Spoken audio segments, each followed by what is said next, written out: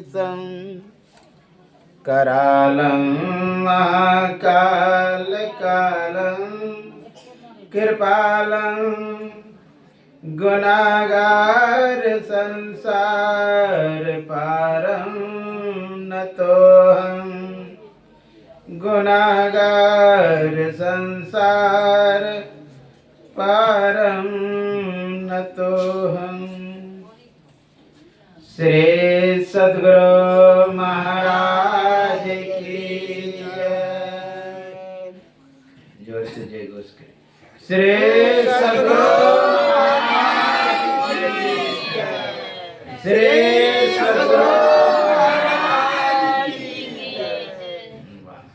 भूख है लो नहीं भूख जकरा भूख लागे छै चलो जियो ठीक है खाए ला। अभी नहीं बराबर। श्री सद्गुरु महाराज सर्वत्र रूप में विराजमान आराध्य देव को कोटि सनमन। व्यक्त रूप में यत्र तत्र अन्यत्र विराजमान संत जन विवेक जन सज्जन वृंदा माता एवं धर्मशीला भक्तिमती बहनों के अंतस्थ विराजमान परमात्मा को मेरा नमन। अभी आप लोग यत्र तत्र से 10 दिवसीय ध्यान साधना शिविर के आज 5वें दिन के अंतिम पाली के सत्संग में एकत्र हुए हैं। यह सत्संग आप लोग जानते हैं स्वामी नंदनाचार्य जी महाराज के सानिध्य में हो रहा है। उसमें अभी पाठ में आराध्य देव के उद्घोष को सुने कि सुखमनिया में मोरे नजर लागी। सुख मना कहते हैं जहाँ मन जाके सुखी हो जाए, शांत हो जाए, तृप्त हो जाए, यानी मन का चंचलता ही खत्म हो जाए।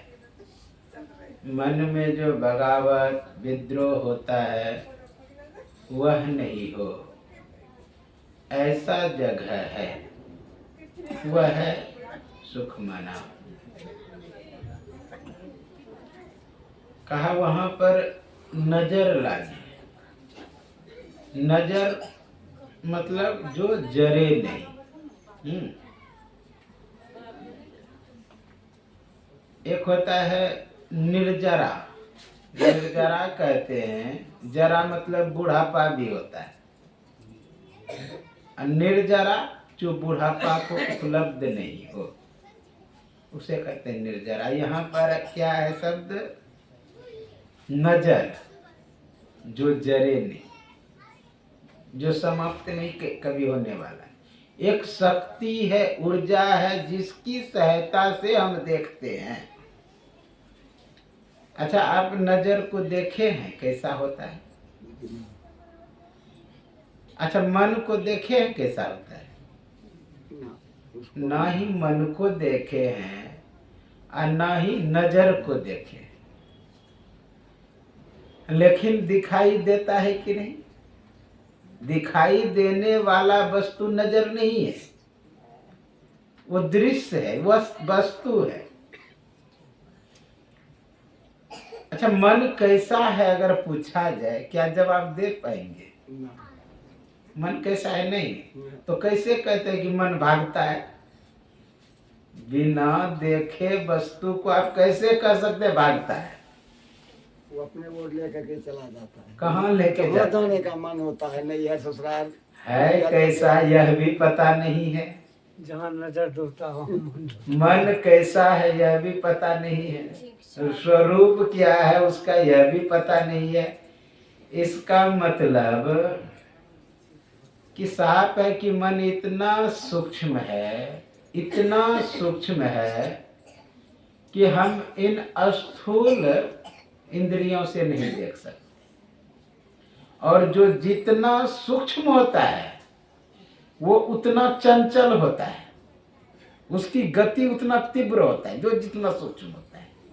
आप लोग एक शब्द सुने होंगे, सफरी सन्मुख जल परवाह, असुर सरी बहे गज भारी। गज कितना बड़ा होता है? क्या पानी के बहाव के प्रतिकूल वो चल सकता है? नहीं। लेकिन छोटी मछली, हाँ, वो रेंगते हुए आगे बढ़ जाएगा। वो छोटी है इसलिए, सूक्ष्म है इसलिए। जो जितना सूक्ष्म होगा उसकी उतनी गति होती है। प्रकाश का गति है 1,86,000 किलोमीटर एक सेकंड में। प्रकाश को देखें कैसा होता है? नहीं दिखाई दे रहा, लेकिन है प्रकाश। टॉर्च जलाते हैं, कितना देर लगता है जाने में? रोशनी वही सेकंड लगेगा जाने में। अच्छा, विद्युत जो जहां से ट्रांसफार्मर से छोड़े तो कितना देर लगता है आने में? अब विचार करिए। तो मतलब जो जितना सूक्ष्म है उसकी उतना गति है। इसलिए कहते हैं मन चंचल है, और इतना स्पीड है कि यहां से अमेरिका भी जाने में देर नहीं लगता है। इलेक्ट्रॉन, प्रोटॉन, न्यूट्रॉन, ये जो 3 तत्व है, इसकी गति प्रकाश के गति से कुछ कम है। लेकिन कुछ ऐसा तत्व बनता है लॉक्सॉन, उसका गति 1 सेकंड में एक ब्रह्मांड से दूसरे ब्रह्मांड, जो कि प्रकाश को जाने में लाखों वर्ष लग जाएगा। अब विचार करिए, उतना सूक्ष्म तत्व जो लॉक्सॉन है, उतना गति है, और उससे भी सूक्ष्म है मन। मन किससे उत्पन्न होता है? पदार्थ से। आप लोग एक शब्द सुने होंगे, जैसा खाए अन्न वैसा होवे मन। इसका मतलब साफ है कि अन्न से मन बनता है। आप लोग यह भी कथा सुने होंगे कि एक बार भीष्म पितामह जब सरसैया पर सोए हुए थे तो उपदेश दे रहे थे। तो मैया द्रौपदी हंसती है। तो कहा, पुत्री तुम क्यों हंसी? कहा, यूं ही आ गया हंसी। कहा, नहीं, हस्तिना पुत्र की कुलवधु यूं ही नहीं हंस सकती है। बताओ बात क्या है? कहा कि हे पितामह, अभी तो आप उपदेश दे रहे हैं, ज्ञान छांट रहे हैं। जिस समय मैं भरी सभा में बेइज्जत हो रही थी, साड़ी पकड़ के खींच के लाई गई, उस समय आपका ज्ञान कहाँ गया था? कहा, उस समय मैं दुर्योधन का अन्न खाया था, और वो जो अन्न खाया था उसी तरह मन हो गया था। ये अर्जुन के बाणों से सब खून वह बह गया, खून खराब हो गया था। तो अब सात्विक बुद्धि हो गया है, इसलिए उपदेश निकल रहा है। कहने का बाद जैसा अन्न वैसा मन। इसका मतलब अन्न एक पदार्थ है और पदार्थ से मन बनता है। आप कोई अनाज ऐसा खा लीजिए, देखिए मन में विकृतियां आ जाएगी। कहता है ना कि तमोगुनी भोजन है? इसका मतलब मन भी तमोगुनी आपका हो गया। तो इससे सिद्ध होता है कि पदार्थ से मन उत्पन्न होता है। और वह भी मन क्या है जानते हैं? एक पदार्थ ही है, सूक्ष्म पदार्थ, आपको दिखाई नहीं देता है। कहेंगे वो कितना सूक्ष्म है जो दिखाई नहीं। देखिए, कई तरह से वस्तु दिखाई नहीं देता है। अति दूर में वस्तु हो तो दिखाई नहीं देता है। अति समीप में भी हो तो वस्तु दिखाई नहीं। आंख के नीचे क्या है लगा हुआ ये नहीं दिखाई देता है, इसलिए दर्पण का सहारा लेते हैं, आईना का सहारा लेते हैं देखने के लिए। चेहरे को देखने के लिए आईना का सहारा लेते हैं। अगर हमारा चेहरा दिखाई देता ही तो आईना का सहारा लेते नहीं लेते। आईने का सहारा तभी लिया जा रहा है जो वस्तु दिखाई नहीं दे रहा है। इसका मतलब अति समीप में वस्तु रहने के बाद भी दिखाई नहीं देता। सूक्ष्मियात, सूक्ष्म वस्तु दिखाई नहीं देता है। आपके हाथों पर हजारों कीटाणु है। वो जो दही खाते हैं ना, दही में इतना वो कीटाणु है सूक्ष्म, यदि सूक्ष्मदर्शी से आपको दिखाएगा तो आप खाने का मन नहीं करेगा, खत खत करता है पिल्लू उसमें, लेकिन दिखाई नहीं दे रहा है। तो कहने का भाव हाथ पर भी वैसे है, आपको दिखाई नहीं दे रहा।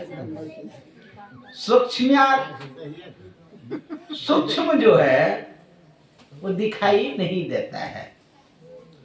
और व्यवधान भी हो दीवार के उस पार में किया है, दिखाई नहीं देता है। बोलिए श्री सद्गुरु महाराज की। सीधा होकर के बैठिए दीवार से, इधर इधर इधर घूमिए, दीवार को छोड़िए, उसका टांग अथी है। बोले श्री सद्गुरु महाराज की जय, श्री सद्गुरु महाराज की जय, श्री सद्गुरु महाराज की जय। तो मैं कह रहा था सूक्ष्म, थोड़ा सा आगे बढ़िए ना। सूक्ष्म जो वस्तु होता है वह दिखाई नहीं देता है।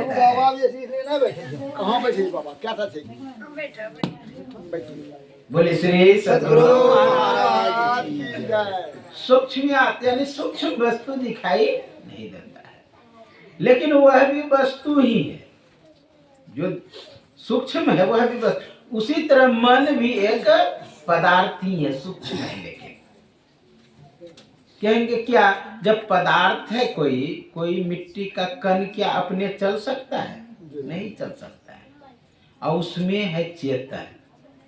बोलिए प्रकाश की गति में लॉक्सॉन का जो बोला कि एक ब्रह्मांड से दूसरे ब्रह्मांड एक क्षण में चला जाता है, कितना चंचलता है उसमें। चेतन है तभी, अगर चेतन नहीं रहेगा, उसी तरह मन जो है एक पदार्थ, उसमें चेतन घुसता है तब चंचल, नहीं तो मन जड़ है। लोगों को भ्रम हो जाता है कि मन ये चंचल है। मन चंचल नहीं है। जैसे कोई गाड़ी लगा हुआ है, गाड़ी चंचल नहीं है, गाड़ी में बैठता है, जो उसकी चंचलता है वो कितना स्पीड से गाड़ी हाँकेंगे, उन पर निर्भर करता है। आप लोग सुने होंगे, तो मन दर्पण कहलाए। मन एक दर्पण की भांति है। दर्पण में चंचलता ही दिखाई देता है, प्रकट होता है, प्रदर्शित होता है। दर्पण चंचल नहीं है। कोई व्यक्ति दर्पण के आगे जाके नाचे तो क्या कहेंगे? दर्पण नाच रहा है, कि दर्पण में दिखाई दे रहा है वो नाचन। उसी तरह मन चंचल नहीं है। आप लोग सभी दिन सुने होंगे मन चंचल है, और शास्त्रों में भी आया। भगवान कृष्ण ने समर्थन भी किया। जब अर्जुन ने पूछा, हे केशव, हे कमल नयन, ये जो मन है ना बहुत चंचल है, तो भगवान कृष्ण क्या कहते हैं? असंशयम महाबाहो, हे अर्जुन, इसमें कुछ संशय नहीं कि मन चंचल है। तो कहेंगे बाबा आप कह रहे मन चंचल है, ये नहीं है। समझाने के लिए कहना पड़ता है भाई मन चंचल है। वास्तविक में मन चंचल नहीं है।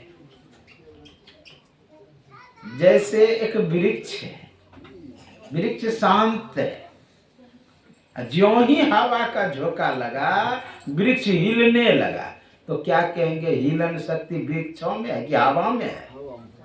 दिखाई दे रहा है वृक्षों में, प्रदर्शित हो रहा है वृक्षों में।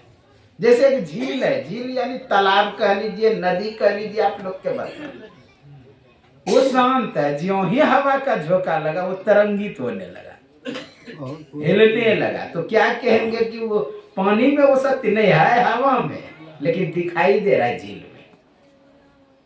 उसी तरह मन में चंचलता ही दिखाई देता है, प्रकट होता है, प्रदर्शित। मन चंचल नहीं है। बौद्धिक धर्म गया विदेश, चीन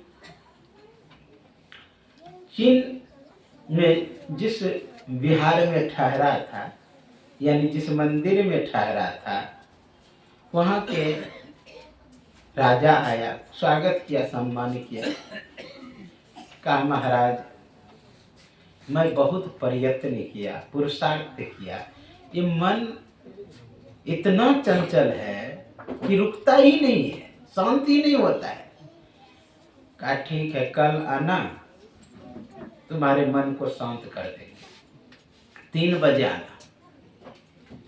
जब जाने लगे, सीढ़ी से नीचे उतरने लगे, तो बौद्धि धर्म ने कहा ठहरो, कल आना न, मन को लेके आना। अब गया, उसको आना था 3 बजे, वो 2 बजे घर से चल दिया। कारण क्या हुआ? वो सोचता है कि बाबा बोले कि मन को लेके आने के लिए, मन कोई वस्तु है जो लेके आएंगे कि माथा पर उठा के ले आए? इसका मतलब मैं जाऊंगा तो मन जाएगा ही।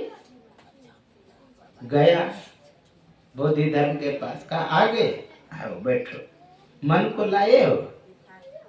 कि महाराज कोई मन वस्तु है हम लेके आएंगे। कहाँ है मन? कैसे? अंदर में है मन। कहा कि मैं आया तो मन आया। कहा कि अच्छा अंदर में कहाँ पर है, हमको बताना, पहले खोजो बैठ कर। खोज रहा है, मन मिल ही रहा है। क्या हुआ? जानते हैं, दृष्टा अपने स्वरूप में स्थित हो गया। दृष्टा जब विकृत होता है ना, आप जब विकृत, वही मन बनता है। पावर नहीं है मन में, अलग से कोई नहीं है, आप ही का विकृति रूप है मन। अच्छा आप अपने से न बाजार जाते हैं घूमने के लिए मन से, हैं? कि कोई और है? आप अपने से जाते हैं घूमने। तो यहाँ पर कह रहा है कि सुखमनिया में मोरी नजर लगी। ये जो मन की इधर उधर बहाव है, शक्ति इधर उधर विचलित होता है, वो सुखमनिया में नजर लगती है।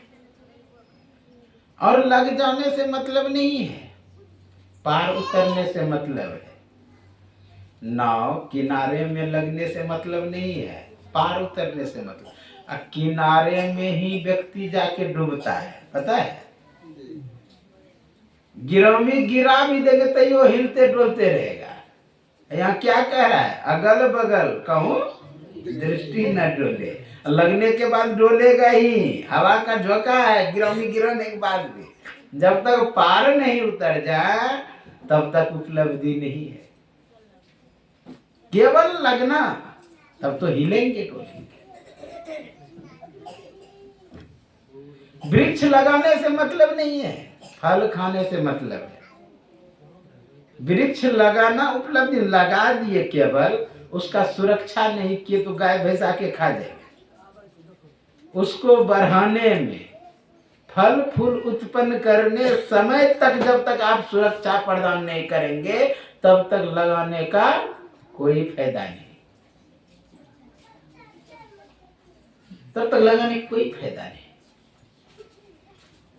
लगाना है, लगाने से पहले आप जानते उस जमीन को वैसा योग्य बनावे कि फल हो जाए। यह नहीं कि ऐसा जमीन में डाल दें जैसे झारखंड में होता है। हम जहाँ रहते हैं ना, जो पौधा लगाते जैसा तैसे रह जाता है। मैं बोला भाई क्यों नहीं होता? कहता है जमीन में पावर नहीं है। तू बीज डालने से कौन पैदा है? बीज ही प्रधान नहीं होता है, जमीन भी प्रधान होता है। जमीन में पावर नहीं है, शक्ति नहीं है, वैसा योग्य नहीं है, तो वृक्ष नहीं बनेगा। फल की तो दूर की बात है। लेकिन वृक्ष लगाते हैं किस लिए? फल के लिए। फल नहीं हो तो वृक्ष आप नहीं लगाएंगे जल्दी, तो फल के लिए। उसी तरह हम लोग सुखमनिया में लगे किस लिए? पार उतरने के लिए। यह नहीं कि केवल लग के रहे। ऐसी लागी लगन मेरा हो गई मगन। लगन जानते हैं? लगन, लगन होता है क्या? जहां विवाह बच्चे का निश्चित हो गया है, यह निश्चित। लेकिन लगन भी टूटता है। आज तो विहो टूट जाता है, लगन तो दूर की बात। ब्याह हुआ भागता है, कहाँ चला जाता है। हाँ, तो ऐसी लागी लगन मेरा हो गई मगन। वो तो गली गली हरि गुण गाने लगे। तो लगने से मतलब नहीं, हमें पार उतरना है। नाव किनारे में लगता है लेकिन किनारे में ही डूब जाता है। मैं देखता हूँ तैराकू व्यक्ति किनारे में था करने में डूब जाता है। सारे नदी को पार कर गया, किनारे में क्यों अटक गया? एक बार सब रुक जाता है। आत्म दीपो भव, अपना दीप स्वयं बनो, अर्थात आगे बढ़ो। बुद्ध महावीर का एक शिष्य था जिसका नाम था गौतम। गौतम महावीर से बहुत प्रेम करते थे, बहुत भक्ति थी उनके प्रति, लेकिन महावीर शरीर छोड़ने वाला था। वो समझ गया कि गौतम रोएगा, चिल्लाएगा, मेरे प्रति प्रेम है इसको। दूसरे शिष्यों को बुलाया, देखो, और अपने एक शिष्य को, गौतम को कहा जाओ तुम भिक्षा मांगने के लिए। दूसरे शिष्य को बुलाया, देखो गौतम आएगा, रोएगा, चिल्लाएगा, उसे तुम कह देना कि गुरुजी कह के गए हैं कि सारे दृश्यों को छोड़ दिया, मेरे दृश्य में क्यों अटक गया? सारे नदी को पार कर गया, किनारे में क्यों अटक गया? आत्म दीपो भव, अपना दीप स्वयं बनो। इसलिए किसी में अटकना नहीं है। अटकेंगे तो भटकेंगे, भटकेंगे तो लटकेंगे, ये तो निश्चित है। हमारा संत मत का ज्ञान अटकने का नहीं है। अटक गया था कौन जानते हैं? रामकृष्ण परमहंस जी महाराज। काली माँ के मूर्ति में इतना अटक गया था कि तोतापुरी आए, कहा कि चाकू से काट दो, फोटो आवे थे, उसको हटता ही नहीं था। और मैं यह भी नहीं कहता हूं कि आप पकड़ो ही नहीं। एक शायर ने बहुत अच्छा कहा कि इष्ट को खोजो, हाँ, पहले खोजो, यानी मिलना चाहिए इष्ट, दर्शन देना चाहिए इष्ट, लेकिन उसी को पकड़े हुए नहीं रहना चाहिए। आपको क्या कहा? मानस जप करो, मानस ध्यान करो, उससे आगे बढ़ो, अटकने के लिए नहीं कहा। और रामकृष्ण परमहंस जी महाराज अटक गए थे। और जानते हैं, बिना अटके थोड़ा देर काम भी नहीं चलेगा। लोग राम को मानने वाले राम को पकड़ के अटक गए, कृष्ण को मानने वाले कृष्ण को पकड़ के अटक गए, आदि आदि इष्ट को मानने वाले उसी को पकड़ के अटक गए, जबकि वो सहारा है, सहायक है, हाँ, सर्वाधार नहीं है। कोई बताया कि सूर्य को देखो, तो लोग जानते हैं उंगलिये को पकड़ लिया। सूर्य, उंगली क्या कह रहा है? सूर्य को देखो, लोग उंगलिये को पकड़ के अटक जाता है। उंगली देखे बिना काम भी नहीं चलेगा, लेकिन उंगली सर्वाधार नहीं। उंगली कह क्या रहे, ये करना है। तो सुखमनिया में मोरी नजर लगी, लगना नहीं, आगे बढ़ना है, अटकना नहीं है। बहुत सुंदर एक संत कहते हैं, अब कैसे छूटे नाम रट लागी, प्रभु जी तुम चंदन हम पावे। एक गोपियों को इतना अटकाव था, भागे भागे यमुना किनारे। यमुना किनारे एक महात्मा जी आलती पालती मार करके बैठे हुए हैं, उसको हिलाया, सजग किया, सजग किया, और कहते हैं कि क्या कर रहे हैं, क्या कर रहे हैं? कहा कि सारे दृश्यों से हटा करके कृष्ण में लगा रहा। गोपियां भी भाग करके गई, वो भी एक जगह बैठ गई, दूसरी गोपियां आई भाग करके और उसको हिलाई। तुम क्या कर रहे? कहा कि कृष्ण से चित्त को हटा रहे हो, हटता ही नहीं है, ये है लगन। यदि हिल डोल रहे तब वो लगन नहीं है, मतलब हटाने से भी नहीं हटे, अब कैसे छूटे नाम रट लागी। प्रभु जी तुम चंदन हम पानी।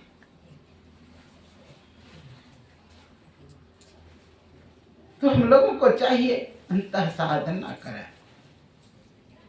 सुखमनिया मेमोरी नजर लगी, अगल बगल कहूं दृष्टि न डोले, हिलते रहेगा चित्त तो आप भी अंदर से हिलते रहेंगे। इसलिए चित्त हिलना नहीं चाहिए। जैसे दीपक अगर हिलते रहे तो विचार करिए कि प्रतिबिंब जो है उसका स्थिर रहेगा? नहीं रहेगा, नहीं रह सकता है। इसलिए हम लोग को स्थिर होना है। और एक बात कहा आगे, अगल बगल कहूं दृष्टि न डोले, सन्मुख बिंदु पकड़ लागी। अच्छा, बिंदु को आप पकड़ेंगे कैसे? कहेंगे कि कोई बिंदु है, उस पर सवार हो जाएंगे।